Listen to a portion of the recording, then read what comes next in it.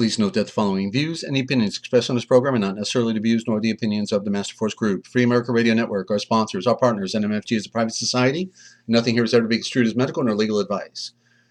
And listen to the Forbidden History prime time 7 days a week right here on therealpublicradio.net, because hidden beneath the sands of time lies the greatest of all mysteries. It's the Forbidden History. Unearth for yourself the secret truths that lie hidden just beneath the surface below our feet. What is it that the powers that be do not want you or I to know? Come and journey with us as we explore and dare to know, because it's all right here, coming your way 7 days a week on therealpublicradio.net, Free America Radio Network, 8 p.m. Eastern Time, ramping up to do 7 days, coming your way next, ladies and gentlemen. Stand by for the broadcast.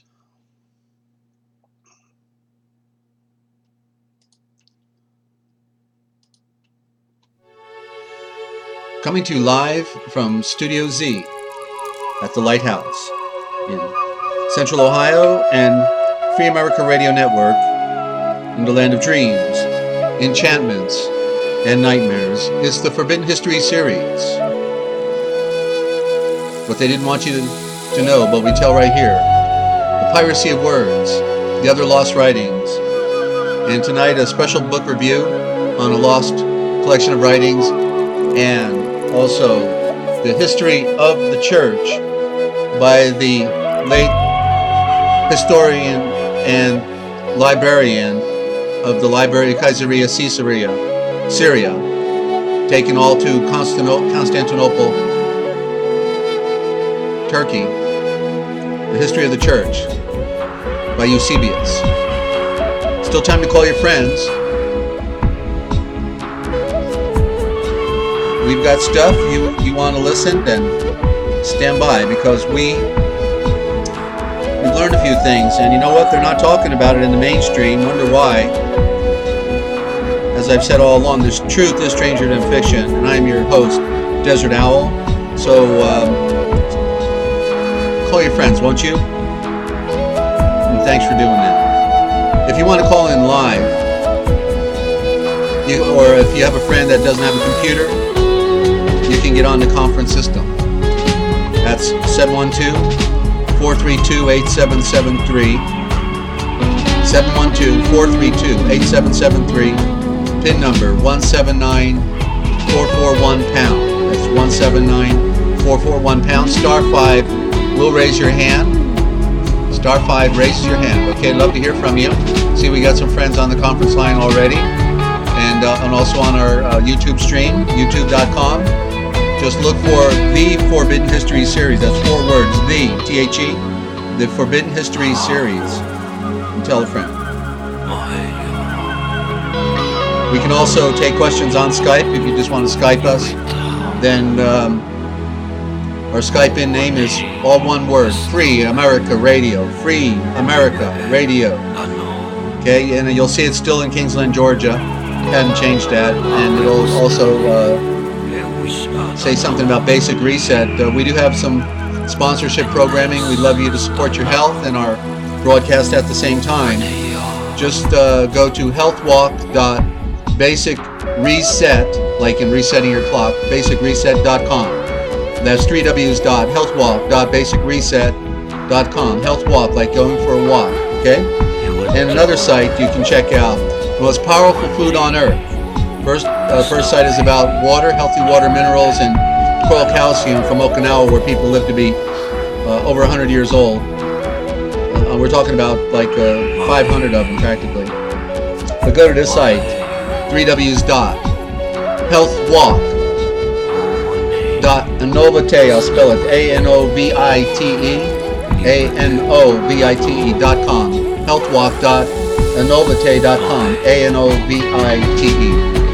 And way to go for supporting your health, okay? And thank you at the same time for supporting this broadcast. We need support because we're trying to ramp up a big project, and we want to make it a better world, don't you? And we do welcome questions and answers. So come on down, okay? Love to hear from you. I've learned from my years of radio experience that my listeners know stuff, and they're here. They listen in for a long time before they call, then they unload, and I love it. So welcome, okay? Welcome to the broadcast. you did tell your friends, right? Okay, well, you will tell your friends as we proceed with our up-and-coming adventures in the Forbidden History series about how the world evolved. You know, they say to the victor goes the writing of the history. Well, that must have started with the first war then, right? So just imagine how history has been altered and transformed.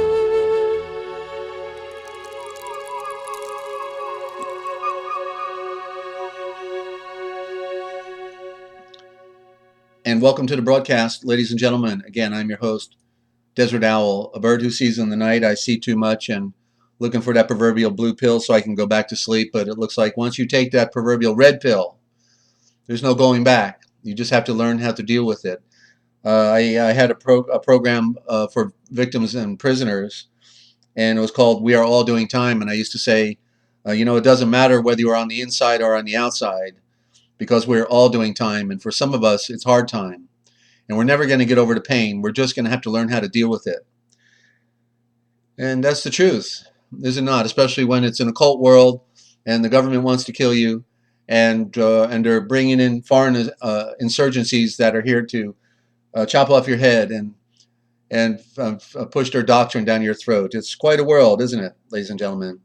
Let me, for those of you who are not familiar with myself and my work, you're stumbling in for the first time, saying, "Who is this guy?" I'll give you a primer here. In essence, I discuss the history of the world and how the unseen hand has been running it from the very beginning of time, who they are, and how they have founded all the first great civilizations that are found all around the world, about the giants, who they really were, and the ancient Aryan caste and slave system, the priesthoods, the anti-gravity vimanas, the earth-based misnomered UFOs, which are all man-made, the greatest show on earth, the control of all forms of communications, commerce, religion, mass media, pseudo-politics, etc. It is the grand deception that is used to control all of mankind, and all instituted through the three main religions of the world in particular, being used as their grand cover. You ever notice there's something wrong with the religions of this world, ladies and gentlemen? Baskin-Robbins, have it your way. Their cyber code has been revealed to me because I have become adept within the study of the ancient alphabets, communications, symbolism, religion, custom, law, cosmology, cosmogony, and mythology. Not to mention the fallacy of today's political science and pseudoscience in particular. I can also define the true nature of their warfare, their shell game of bringing one civilization up for their temporary use and then taking it down for the next 500-year generational cycle as symbolized by the classical phoenix. I discuss the ultimate in mind control and ancient art, and the financial control, the secret societies and their blood occult rituals, and how they wage all wars throughout all time through the nations that they have created, which are all imaginations, plantations, and mere corporations.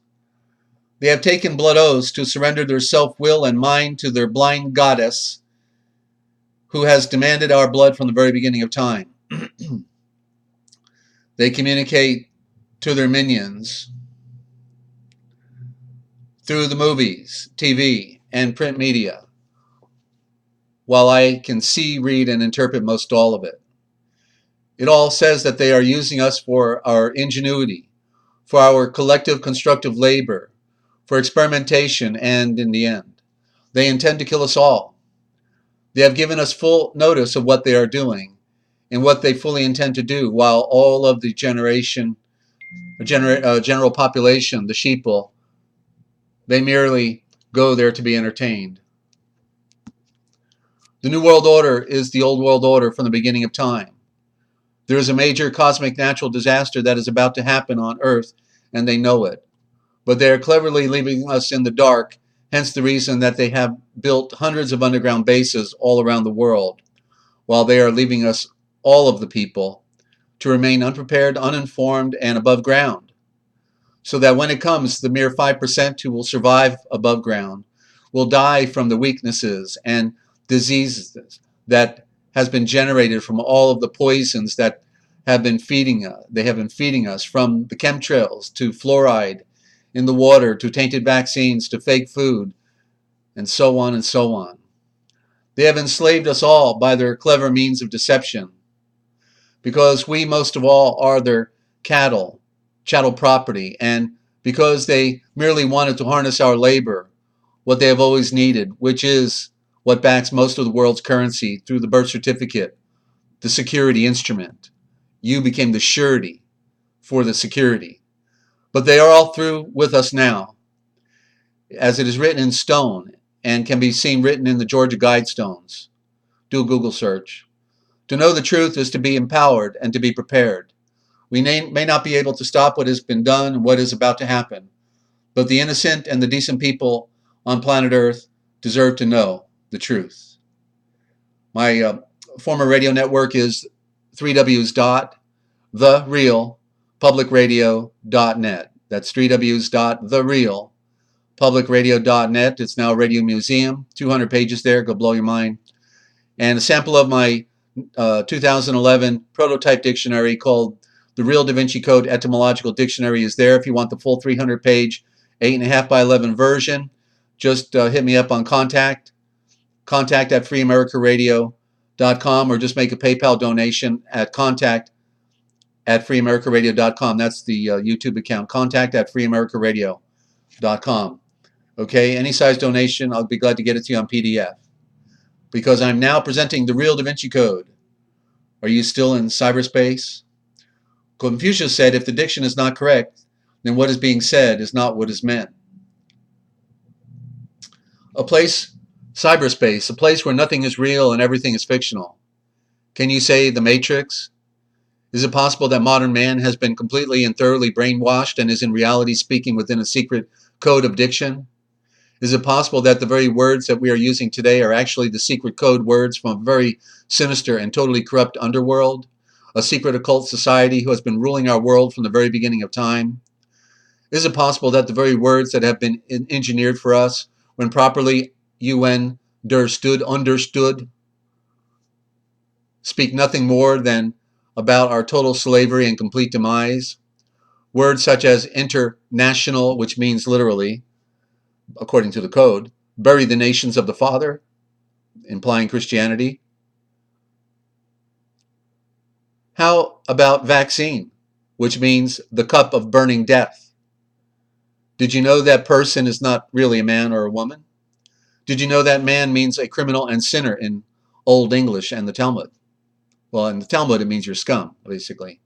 Did you know that child means killed and chilled, cold? Constitution is a contemplate. Kipling said, east is east and west is west, and never the twain shall meet.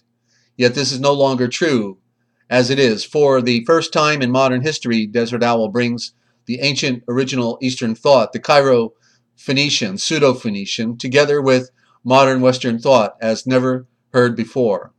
He reveals the true hidden nature as well as the occult intent within each of the words that we use today. Whoever controls the diction controls your thinking. Desert knows exactly how and where they instituted all of this outside the Vatican at a place called the College of Abbreviators. They abbreviated the words, go figure. He claims that we are still in England, we are still in Rome, we are still in Babylon, we are still in Egypt. And let's not leave off Hindustan. All layered one on top of the other, as they are all, in fact, one and the same, since the very people who rule the world behind the scenes, the unseen hand, are in fact the very same families of the black nobility and the Brahmin Aryan priesthoods that have been ruling the world from the very beginning of time.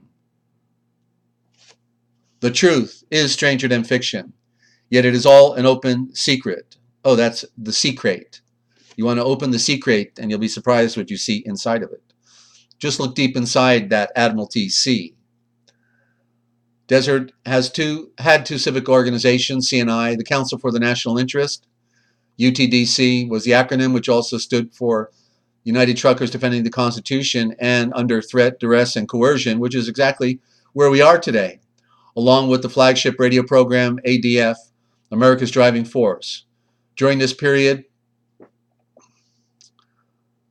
Desert was also under a squadron of 30 UFOs on Easter evening, 1997, south of Memphis, Tennessee, and found out where they were all based underground the next day.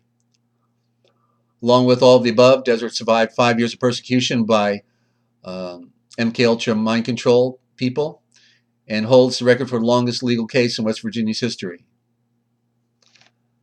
A blindness of the world gone mad.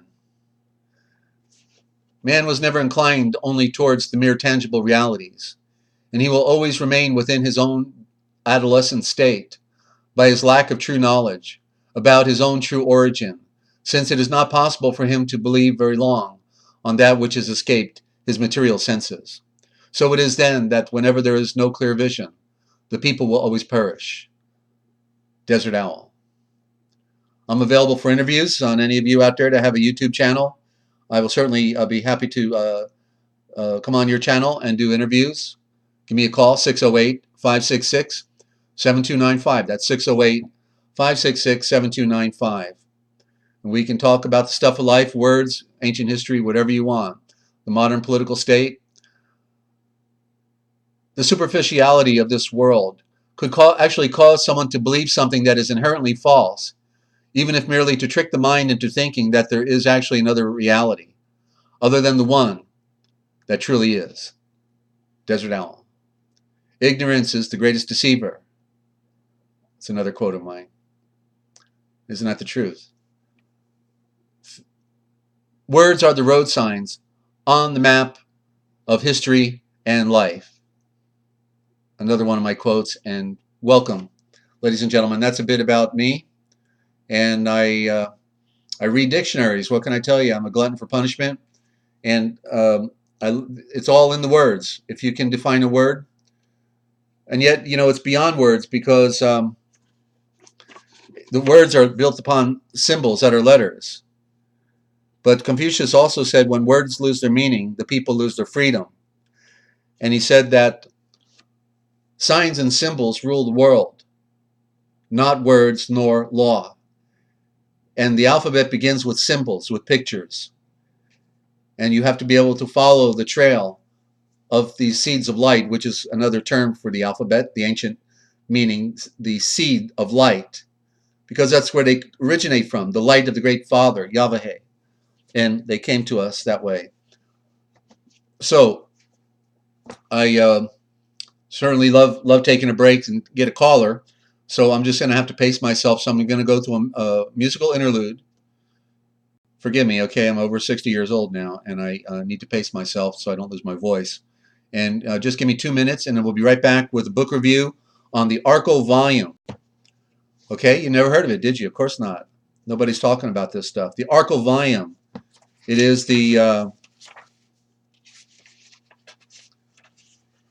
archaeological writings of the Sanhedrin and the Talmuds of the Jews. These are the official documents made in these courts in the days of Jesus Christ. Okay, this was all compiled in the late 1800s. And that's coming up next. So glad you tuned in. Hope you're telling your friends. And welcome. Let's have it happening, shall we?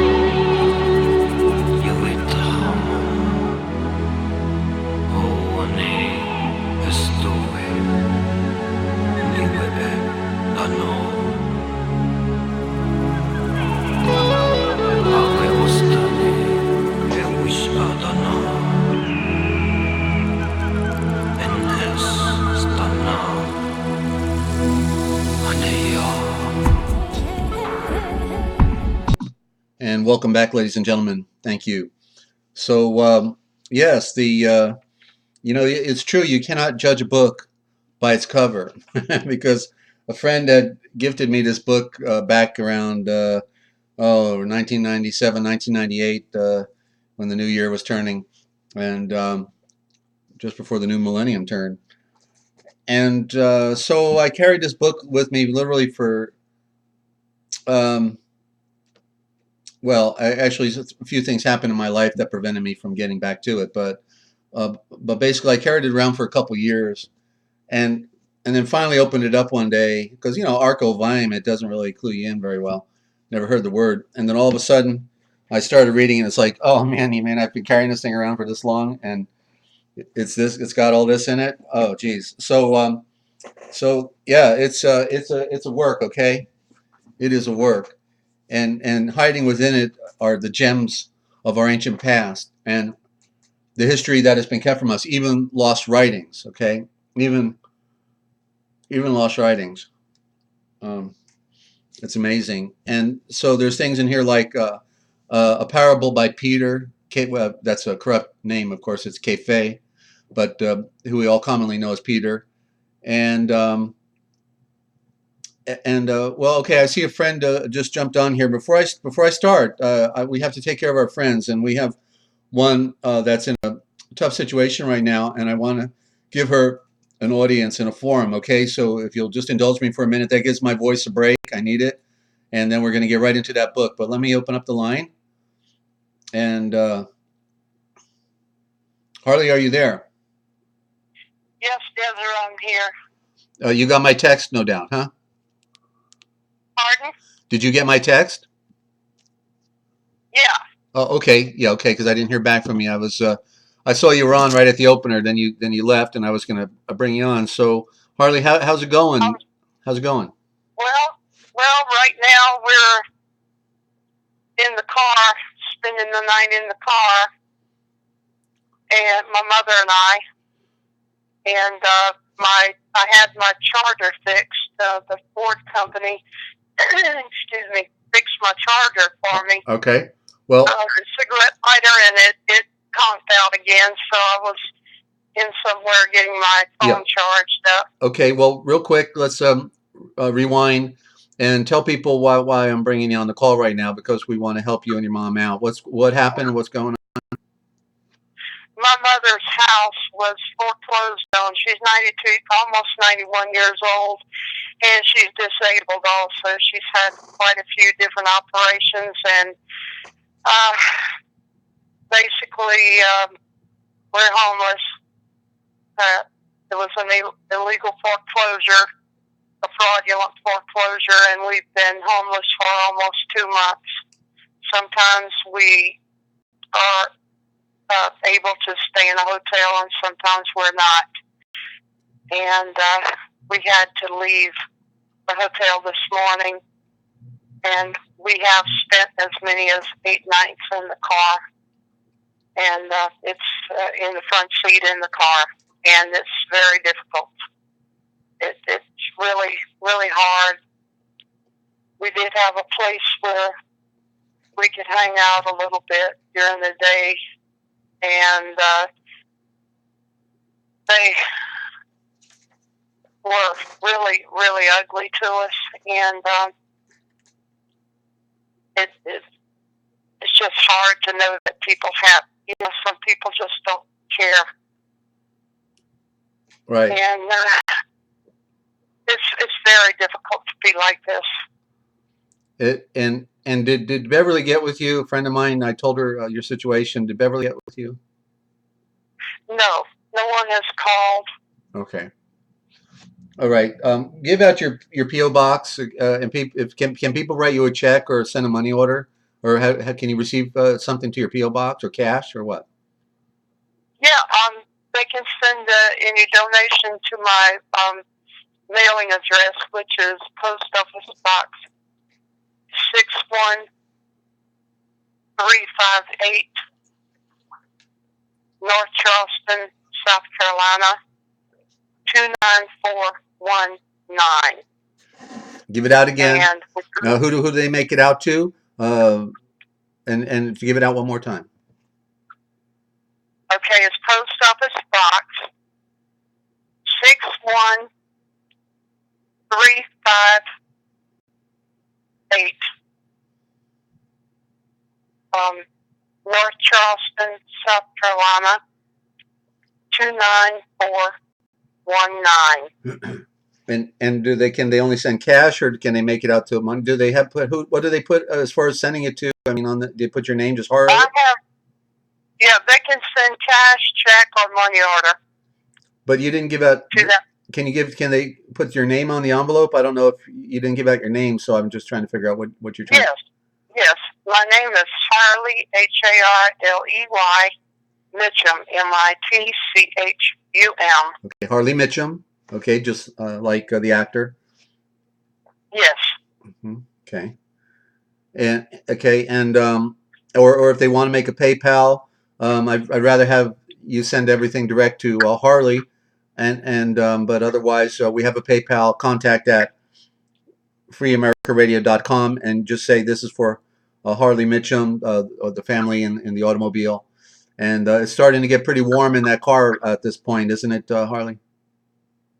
Yes, it was a little warm today. It's cooler than it has been to a point, but there's a little cool front coming in the evening, so it's not. It's in the 70s. It has been in the 80s. Okay. So it's too it's muggy out there, and we're thankful. Go ahead. I'm sorry. We're thankful that we have a car to stay in. Yeah. It's very difficult. Okay. And it's really, really hard. Especially for my mother. And she's had 3 hip surgeries and really 4 hip surgeries. She has metal parts in her body and both hips, and she's had a broken back twice, and she's had broken leg, broken arms, and just different things. She has osteoporosis, and she has several eye conditions, and she's hemorrhaging behind her eyes. And just took her back to the doctor yesterday. She's having to have injections in her eyes. Okay. It's really hard for her. Yeah. I think everybody gets the picture, Harley, and I can't imagine, you with your mother in the car. It's what the system has done to people like you, and it seems like half my friends have had their homes taken from them fraudulently through the banksters and the government's in collusion with it all, and so we're really on our own, and I hope that people will consider you. Okay, so I gotta get back to the program now, but is there any final thing you want to say before we mute you out? I would just like to thank everybody for listening, and if there's any way that someone can help, we appreciate it greatly. And we're good people, and we love our Heavenly Father with all our hearts. And we love everybody.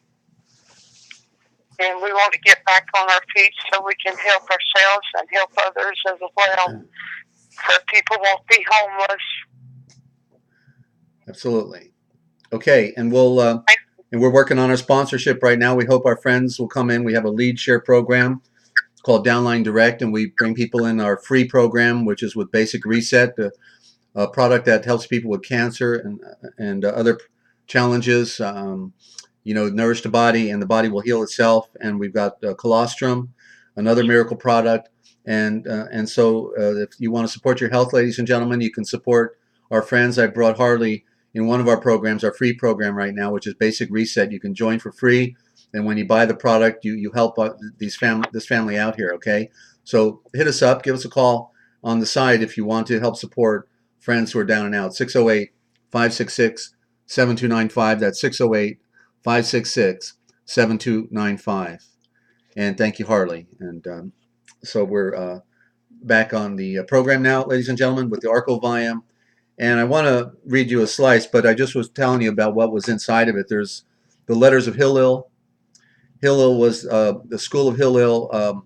When Herod called the wise men, one of the or his counselors, the priest, about the star in the sky, then there was a group that was known as the School of Hillel, and so Hillel the First was one of those people talking about the birth and the star and all of that stuff. And then when the wise men came from the east, from Persia, and then there's the original Sermon on the Mount is in here. In other words, what they call the Beatitudes. Well, there was literally a paragraph under each one of the so-called Beatitudes. Blessed are the poor in spirit, for theirs is the kingdom of heaven. And then all of a sudden there's a whole other paragraph that has been taken out of our scriptures. Well, it's in here. Okay, it's in here. So it's just a gem. Okay, in other words, they knew with all the miracles that occurred at the birth of Yeshua, they knew, because they documented all of the miracles. They were all documented, so they knew that the Mashiach was born. And of course, but through 30 years of time, then the story gets kind of put under the rug and people forget, or they don't talk about it. And then they go on with business as usual. And but those who wanted to know knew, and all the signs were there. So, but what I want to read is one of my favorite sections, which is by Pilate. This Pilate's report. Boy, can I read all this? Oh, this is a lot of reading right now. I'm getting talked out already. I wonder if maybe I should read. I sure love Pilate's report here. Now, okay, this is Peter's letter. Let me see how long this one is. Okay, not as long. Okay, I think I'm going to go here because I can feel it in my voice already. So this is now the Hillel third generation, Hillel the third. And he's reporting on the new sect called, of course, they didn't call it Christian back then, but we'll use the terminology, the Christian sect. And he's commenting on them and how they live in comparison to how the Hebrew Judean, were living, and comparing each tradition. And so as he writes his letter, I'm in the middle of the letter already. And the letter was titled Hillel's letter regarding God's providence to the Hebrews by Hillel III. And so he's getting into it right here. He says, now I wish you, my Judean brothers, to comprehend that I am not a follower of this Nazaré, mispronounced as Nazarene, that has created so much strife among our people. Neither do I endorse his new doctrines. Yet I think it would be well for us not to be too hasty in forming our conclusions on this or any other subject. I just need to get a little more light. Just a minute.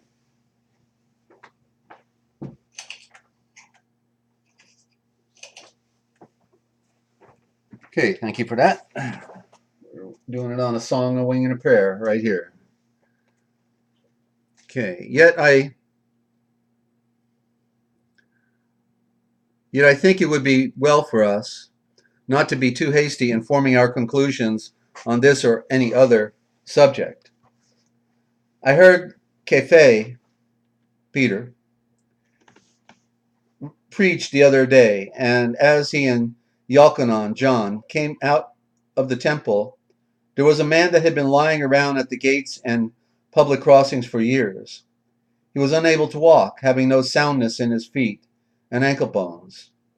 As they were passing him, he asked them for help. SKYPE Peter said he had nothing to give, but he said, in the royal title of Yeshua, the seed of the sun, I breathe unto you, rise up and walk. And the blood of the earth sprang up to his feet, seemingly perfectly sound, and commenced praising Yahweh at the top of his voice, which caused a great commotion among the people. And the police came and took SKYPE and Yalkanan to the prison as peace breakers. I thought I never saw such an outrage. It is right to arrest men for doing blind acts of darkness, but to arrest and imprison men for doing good is something I cannot comprehend. This has been the fault of us Judeans in all time of the Hebrew race. No, it didn't matter what good was done if it was not done just as the Amen Prius thought it should be done. It must have been wrong. When I saw the act of SKYPE, Peter, toward that helpless man, I said to myself, now there is the power of Moses. There is the power of Yahweh, revealed in earthly flesh. There is the power needed by us Hebrews to reinstate the royal domain of the Son. This is the power that has followed the Hebrews in time past, and the only distinguishing mark that makes us different from the other nations of the earth. This was the peculiar power of Yeshua, the Nazarene. And because he did not work according to the Hebrew rules, they condemned him to die. Actually, those were Talmudic rules, you see. That was the switch out. They were following the Babylonian Talmud. And they condemned him to die. It was not because his works were not good, but because he did not do them according to the Hebrew custom, the phony Hebrew custom. I was forcibly struck with SKYPE's sermon. And I'm going to read that next. I just want to take a sip of my Java here, if you'll give me a moment to pace myself. I want to welcome our new listeners on the YouTube channel. And please don't forget to subscribe and to like, because those things actually create an algorithm for us and get us more exposure. So thank you for doing that. And don't forget, we do have a conference line. If you'd like to join in, love to hear from you. If you'd like to get a free download of the original gospel, we have it. Go to Deserts Classics on therealpublicradio.net. Okay, go to Deserts Classics, therealpublicradio.net. And then at the top, middle, second line down, I believe it's Deserts Classics. Click on it. Then go down to the fifth line, I believe it is, towards the right, and you'll see Original Gospel. Click on that. Scroll down. You'll see the trees with the light going through the trees. And scroll down. You'll see the free PDF download at the very bottom. Get a free PDF of the Original Gospel, misnomered as the Aquarian Gospel, but it is the original. And also, if you click through the book, it'll take you to Amazon, and you'll get that 1919 reprint version, a classic, okay? We'll be bringing it on the program real soon. I was forcibly struck with, continuing with Hillel's letters here, I was forcibly struck with Peter's sermon. He breathed. There was a rich man who had one son. The son had been trying for a long time to build himself a house. He was homeless and exposed to many dangers and hardships for want of a home, until he was almost exhausted and was ready to perish. But his father had compassion on his son, and he built him a house with everything useful for the necessities and comforts of his own seed. And then when it was finished, he went and brought his son to see it. And his son was very delighted and said that it was much better than he could have built himself. And so his father then breathed before him, my son, I love you, and I give you this house. Will you accept it? Yes, with all of my heart, dear father, and with the deepest appreciation and gratitude. Now, Peter breathed. Here is the picture of the world, which has been working, struggling, and striving for ages to build themselves a home for the soul of man. They have worked by the laws and designs of men, by building fine temples, by offering sacrifices, by paying tithes to Elohim, by walking hundreds of miles to the temple barefooted and bareheaded, by keeping sacred days and festivals, but all to no purpose. The mind's eye has now become wearied out of impatience, and still no rest until man has become dissatisfied not only with himself but with his Elohe and her service as well. They were following a goddess in Israel, okay? Part of the cover-up. Yeah. And while in this despairing condition,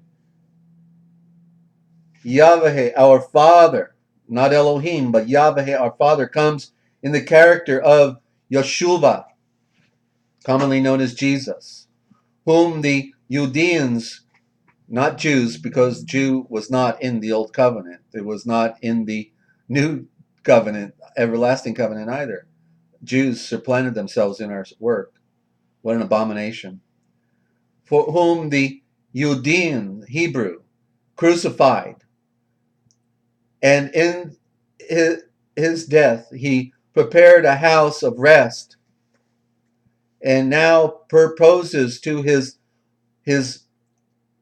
offspring to accept what he has done for them and to stop working and worrying to try to fit themselves for a higher station and a happier life. And Kefe asks, so who will accept what he has already built? Again, Kefe breathed. This house is very beautiful to look at and is in every way suited for his seed. Yet he still could not enjoy it from the fact that it had no furniture. And so the son went to work and sweated with his brow and labored trying to make furniture that would suit it for himself. But nonetheless, after all of this, he could not get a piece of furniture that would last. And so it all soon became useless because it did not suit him well enough. Then the father went to work and made all kinds of instruments and furniture and presented it all to his son. And every piece was fitted in the place that suited its purpose for which it was made, so that the son was very pleased. And the father said, all this I am giving to you, my seed, my son, because I love you. Will you accept this? And so his son breathed, I do, with all of my heart, my dear father. This pleases me better than if I had the power to make it for myself. Now, Kefe breathed, Peter breathed, and declared, This, my people, is what Yahweh has done for the world. Instead of purifying ourselves by the outer washings of man's doctrines and fasting and by the set times for prayer and by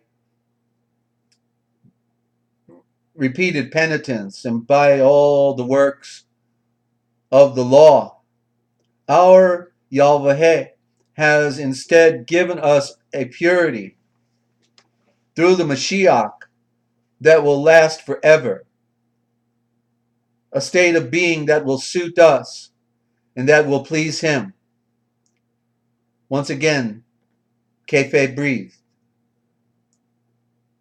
This son was all dressed in rags. His clothes were worn.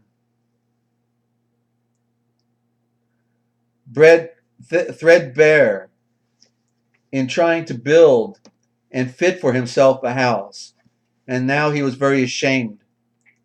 And so he went to work with the intent to try and clothe himself properly. And the harder he worked, the less success rewarded him. And then after he had worked hard, his father went to work and wove for him a seamless robe, all white, and presented it to him, his son. And he said, "My son, I love you, and I have prepared for you a bright white robe without spot. Will you accept it?" "With many thanks, my dear father," breathed the son. "Oh, and look at how beautiful it really is. It is as white as snow, and how well it fits on me. My dear father, I can never feel enough gratitude for you. Thank you. I always thought that you were angry with me and hated me because I was poor and homeless and miserable and dressed in rags. But if you did love me in the way I was in my poverty, I know that you now will love me even more because and will delight to make your place with me forevermore. My father, I still don't know how to show my gratitude enough before you." And his son was thoroughly delighted with the change, while his father was equally delighted with his son. And they were both happy and overjoyed and stood up in the light. And then the father breathed unto his son, I am happy to live with my children and my seed when they live in a manner that is suited to my taste. And of course, all of this pleases me and suits me, since it is in fact from all of my own work. Only be content, but do not tarnish your robe, for it is so white and clean that a very little mixing with the dirt and filth of the earth will quickly contaminate it and ruin it, and then it will not be fit to be seen anymore. But as long as you keep it unspotted from the world, it will distinguish you from the world, and it will make you a welcome visitor to the company of all that are dressed in this same robe.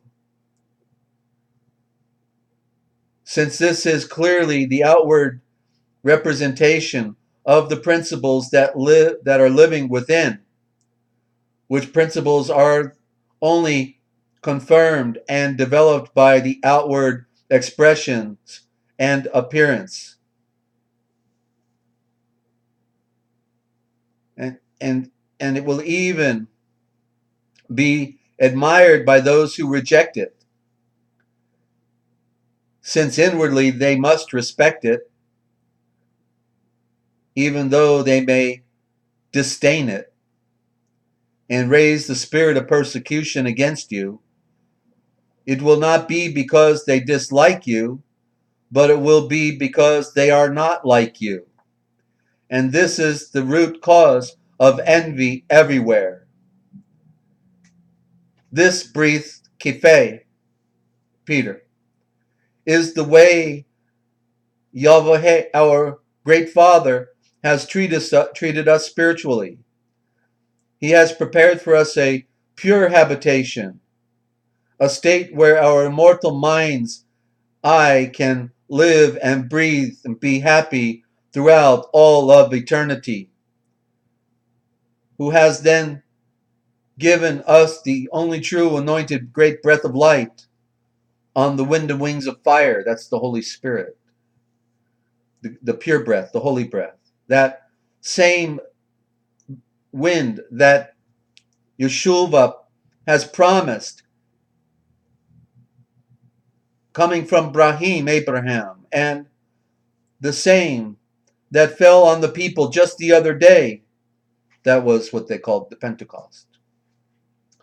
This breath heals and makes new and engenders within us the only pure desires to love Yahweh and to serve him, the one of the many, by obeying all of his instructions and by living in honor, all to his royal title. And this same breath of the pure desire to see all blood of the earth embrace the offering of this perfect and exalted Father, that they may be happy now and happy forever, more, and even so after death than before, at this time. For it is the dread of meeting an interminable doom for our closing of our eyes, known as sin, that makes all of our lives so intolerable. It is true throughout all time. Breathe, SKYPE, Peter.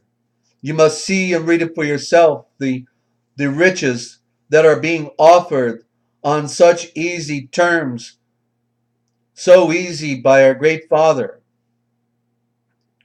All we need is to accept it. So who will accept this? And there were 200 or 300 who cried out, "We will, we will." And then they followed with a mighty rising up and a rejoicing in that great light. All of this made a very strong impression on my mind, said Hillel. So I am going to make a most thorough examination into these things to see if they are really so. If Yahweh has provided an easier and a better way to serve the minds of men other than the Judean traditions, I feel that the subject is worth looking into. For of a long time it has seemed to me, and my father Hillel II saw this and spoke of the same, that the ways of the Judean in Eloh's service were too exacting, and they were apt to make men to become indifferent and almost to look upon Elohe or Yahweh as a haughty tyrant, while in contrast SKYPE, Peter's illustration, shows him in such a lovely light that it makes me only want to love him. End of the first letter of Hillel. And that's a sample of the Arco volume, ladies and gentlemen. And I know I didn't spell the book, and I probably should. The Arco volume, Arco is spelled A-R-C-H-K-O. A-R-C-H-K-O. Okay? And that's just one slice out of a 250-page book that is a treasure. Okay? It is a confirmation of our tradition and our history. And so I hope you'll get a copy of it and share with your friend. I'm going to get into the history of Eusebius. We're going to go take a musical interlude, and I'll be right back. Don't go away.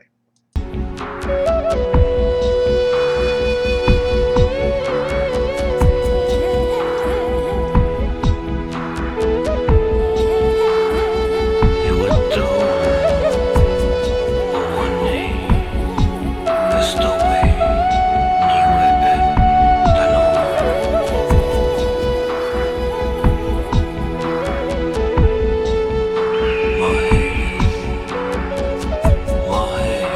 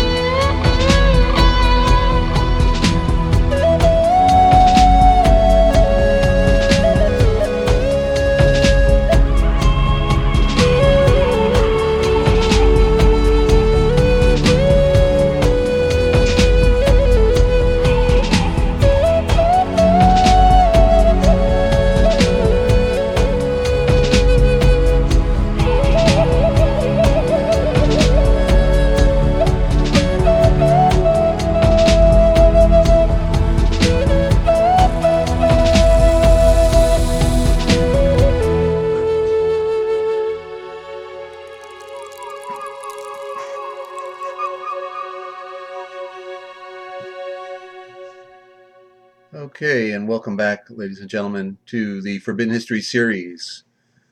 What they didn't want you to know, but we tell right here, because somebody's got to do it, because it's that bad. And, the old saying, it's something's rotten in Denmark. Well, guess what? That's where the Jesuits were uh, headquarters. One of the headquarters of the Jesuits was in Denmark, and that's why they say something's rotten in Denmark, because it stinks what they do. I mean, you know the Titanic story, do you? About the Jesuit ordered the captain of the ship to take it down. That's why the unsinkable ship went down. It was the greatest pretense on earth to bring on the wealthy and of America. That'd be in opposition to a centralized bank. Yes, I used to interview Bill Hughes, who was the foremost presenter on that story. And we did the program every Wednesday night called The Secret Terrorists. I'm hoping to get Bill back on. That'd be tonight, actually, right? Tonight's Wednesday, I think. So, yeah, I could be next week. We might have him on every Wednesday, doing an hour of the Secret Terrorist. That'll be great. I hadn't done that in about 4 or 5 years with Bill, about 4 years, I think. And so anyway, we're going to be reading now the history of the church, and it's a classic. I've read it through twice now, at least. It's 400 plus pages, almost 427 or 28 pages, and it defies a lot of the propaganda. If you watch a lot of Christian documentaries, they're lying through their teeth. Okay, the occultists are controlling the doctrines, the dogma, whatever you want to call it, of our tradition. The occultists, okay, the Luciferians, the warlocks and the witches. Okay, they're controlling our information. You have to see and read it for yourself and find the truth on your own, because what's being propagated is propaganda. Well, only the general story itself has truth to it, but it's all wrapped up on a bunch of lies and deception and half-truths. And so you have to become a scholar, really. You do, because how can you pierce the veil? How can you unravel the web that they wove to deceive us? Because the whole objective of the ancient Aryan watchers was to keep us earthbound so that we could never transcend. So the history of the church, no doubt, has probably been edited to some degree, but yet there's a lot of the pieces of the puzzle that are in here. And so let me see what we have. We have a big introduction, I guess. I guess so. So probably what I should do is I'll read a little of the introduction, and then each day we'll work through it. But because I want to get into the meat, that's the part that I love, but I'll just do a little introduction piece every day. This is something I'll be doing every day now. Okay, so that we can let's hear a few things we've not heard before. Most people don't take the time or have the time to want to read something like this. And yet, if you claim to be a Christian, well, guess what? It's your tradition. You should want to know these things. The only work of its kind. This is the introduction. The only work of its kind possessing a value to subsequent ages which belong to no other uninspired work. The father of ecclesiastical history, the first, the only historian of the church bordering on primitive times. Such did the history of the church and its authors appear to the editor of the Bon Eusebius, published nearly a century ago, and the present-day readers of this book are not likely to dispute his opinion. Without this work, what should we know of the progress of the early church, its rapid extension, its glorious enthusiasm, energy, and vitality, its tribulations, persecutions, and martyrdoms? Its sad divisions and astonishing heresies. The narrative books of the New Testament record nothing after the first 30 years of the church's existence. That's because they've all been taken out, ladies and gentlemen. They've all been taken out. He's talking about what we have in our received scriptures, the smallest religious collection of writings in history of any spiritual tradition. Go figure. Indeed, after the first 15, we lose sight of almost all of her leading figures except one. And apart from that one, we can glean little information from the rest of the New Testament, which is a misnomer. It's really the everlasting covenant, about their doings of their fates or their fate. To learn a little more about those others, or to learn anything at all about their successors, we must turn to Eusebius, whose record covers 3 centuries and extends over many lands, whose work is on a large scale, who was himself an eyewitness of many stirring events, and who drew his information about previous generations from a remarkable number of earlier writers, enshrining in his own book most valuable materials for later historians, materials which in very many cases would otherwise have been lost forever. As we will see later, Eusebius is not highly esteemed for his literary qualities, and as a theologian, philosopher, orator, or historian, few would call him great. Well aware of his own limitations, he describes himself as moderately capable and admits the careful preparation necessary before he could make a public speech. But if he lacked genius, he possessed a diversity of gifts that were at least adequate, a measure of theological and philosophical comprehension, of historical grasp, of power to express his thoughts in speech and writing had been granted to him, and he knew how to use all his limited gifts in combination to produce something worthwhile. He possessed other qualities as well, a passion for knowledge and immense interest in the story he was unfolding, unstinted admiration for the heroes of the past, and an ardent desire for the limitless expansion of the Mashiach's royal domain in the house of the Son, or Christ's kingdom, in the future and present. A deep interest in the writings of his predecessors, both Christian and pagan. The original term for Christian was Mashiachim. A minute knowledge and consuming love of the scriptures, and unshakable devotion to the body of the called out ones, the perfect circle, also known as church, and a burning hatred of all who injured her, either by persecution from without or by ethical and doctrinal perversion from within. Or, well, moral is the word here, and that would be more correct because morals is not what we think it is. It is not ethics. He had motive enough for writing. He had an immense capacity for work. He assiduously collected the Christian documents. He devoted and assimilated their content, and in spite of persecution and heavy burdens of his episcopal office, for nearly 40 years he poured out a constant stream of historical and other works, of which the most valuable is the history of the church. And Eusebius was the librarian of the library in Caesarea, Syria. And then it was all commissioned to go to Constantinople, Turkey. And so that's part of the introduction. I'm going to post that, and then we're going to get into the meat of it, because I don't want to just read all of this. I'm wondering, let me see here.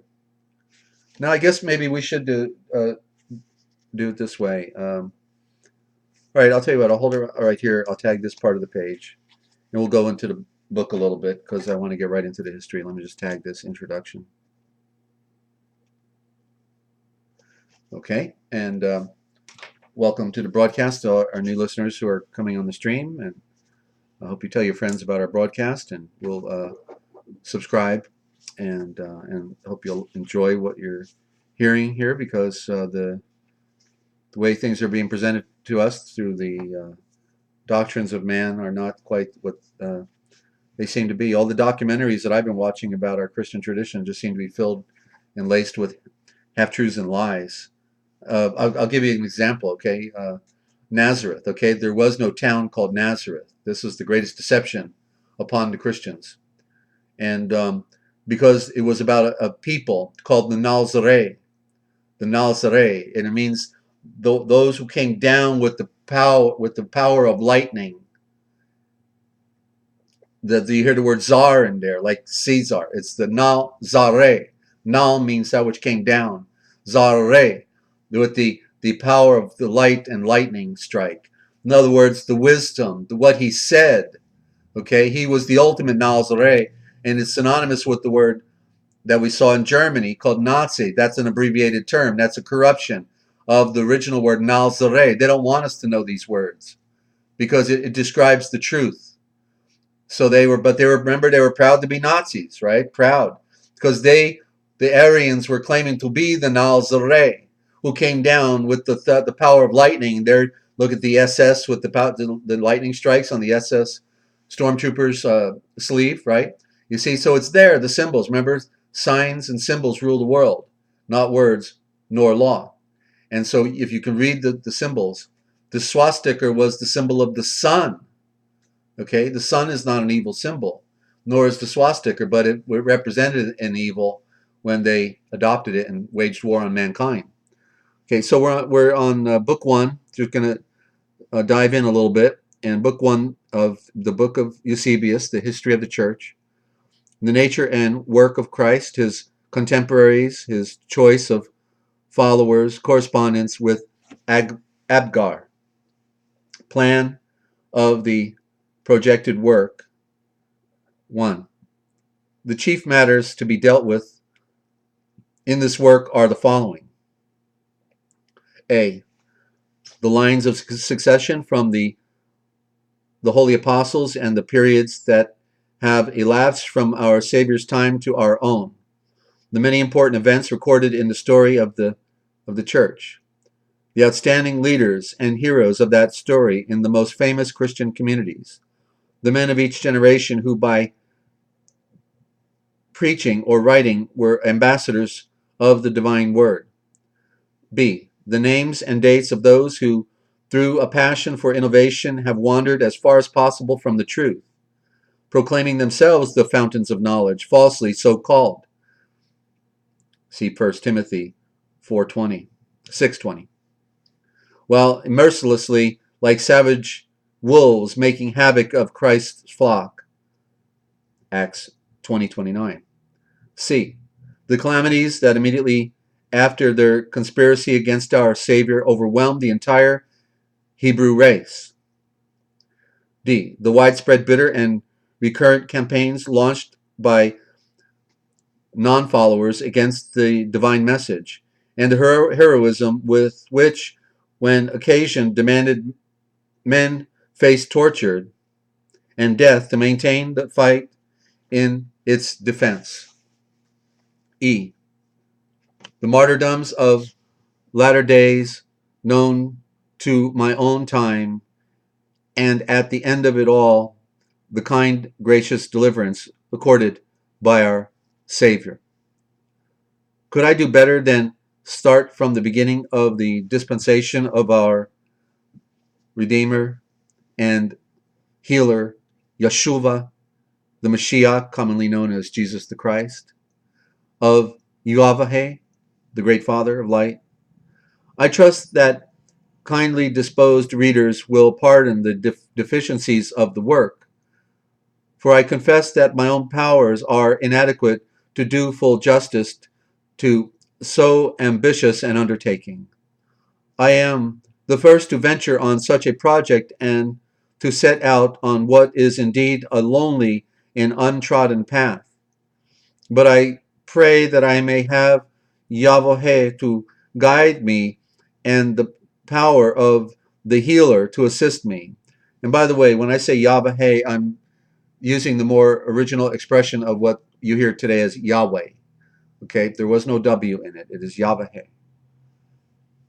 As for men, I have failed to find any clear footprints of those who have gone this way before me, only faint traces by which in differing fashions They have left us partial accounts of their own lifetimes, raising their voices like warning lights far ahead and calling out as from a distant watchtower perched on some hill. They make clear to me by what path I must walk and guide the course of my book if I am to reach my goal in safety.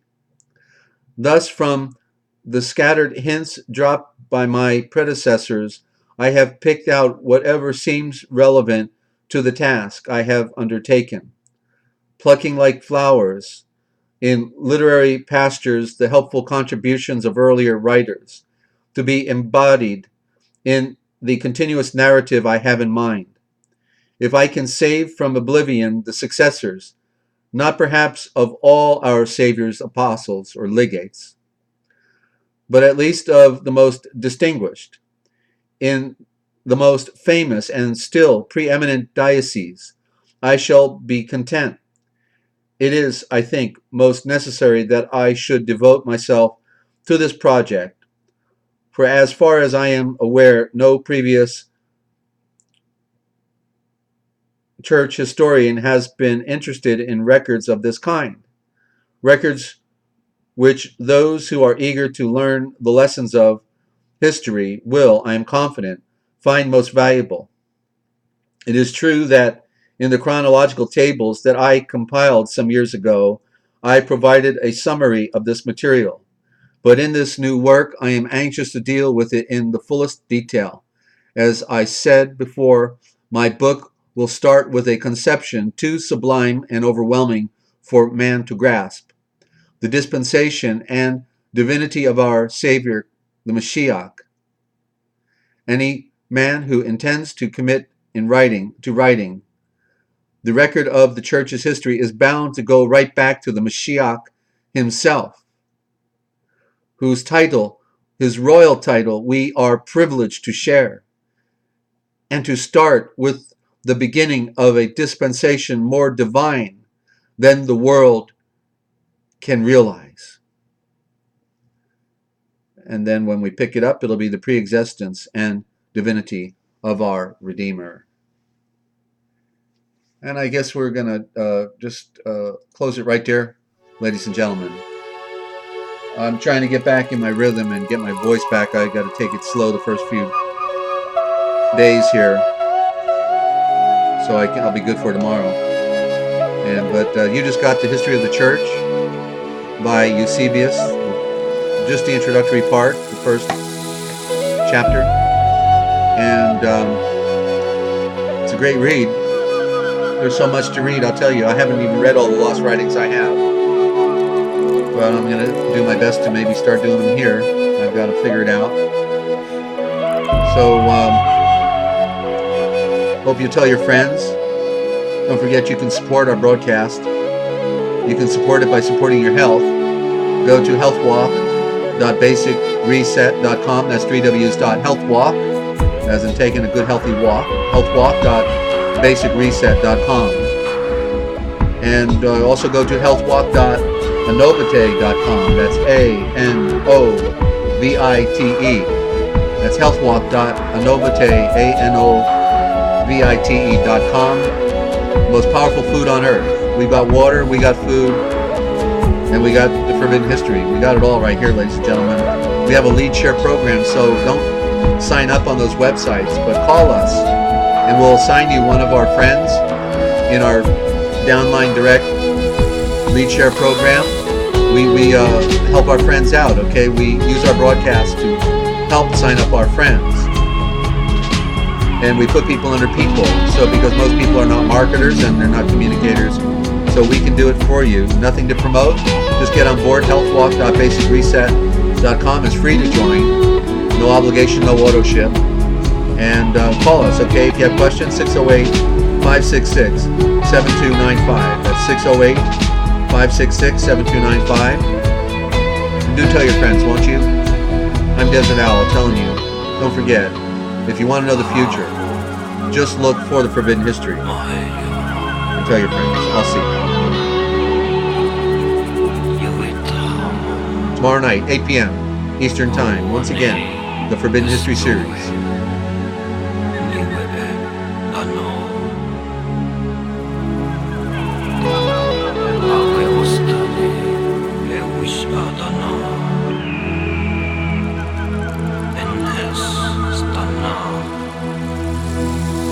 没有。